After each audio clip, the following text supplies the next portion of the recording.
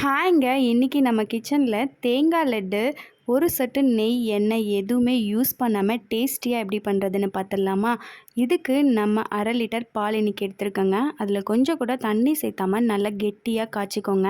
பால் நல்லா கெட்டியானதுக்கப்புறமா துருவின தேங்காய் 1 கப் சேர்த்து நல்லா கலந்து விடுங்க. இப்போது தேங்காய் பால் எல்லாத்தையும் இழுத்து நல்லா கெட்டியாயிடுங்க. இந்த கன்சிஸ்டன்சி வந்ததுக்கப்புறமா ஆஃப் பண்ணிடுங்க. இப்போ நம்ம இதுக்கு ஒரு பவுடர் ரெடி பண்ணிக்கலாம். அதுக்கு 1 ஸ்பூன் பொட்டுக்கடலை, 2 ஏலக்காவை நல்லா பவுடர் பண்ணி தனியாக எடுத்து வச்சுக்கோங்க. இப்போ ஒரு சாஸ் பேனில் 1 கப் துருவின தேங்காய்க்கு 1/4 கப் சுகர் கரெக்டாக இருக்குங்க.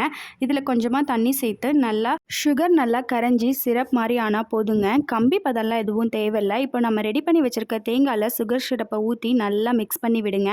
இப்போ நம்ம ரெடி பண்ணி வச்சுருக்க பொட்டுக்கடலை மாவையும் நல்லா கலந்துட்டு கலருக்காக ஃபுட் கலர் கொஞ்சமாக ஆட் பண்ணிக்கோங்க. கட்டி இல்லாமல் நல்லா கலந்து விட்டுக்கோங்க. இப்போ ஒரு 5 நிமிஷம் நல்லா கைவிடாமல் கலந்தீங்கன்னா நல்லா கெட்டியாயிரும். இது தாங்க கரெக்டான கன்சிஸ்டன்சி. இந்த டைமில் நீங்கள் இறக்கிடலாம்.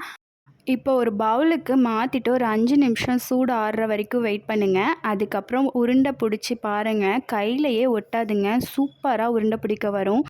இந்த லட்டு செஞ்சு சாப்பிட்டு பாருங்கள், டேஸ்ட்டு சூப்பராக இருக்கும். ஸ்வீட் செய்ய தெரியாதவங்க கூட இந்த லட்டு ஈஸியாக செஞ்சிடலாங்க.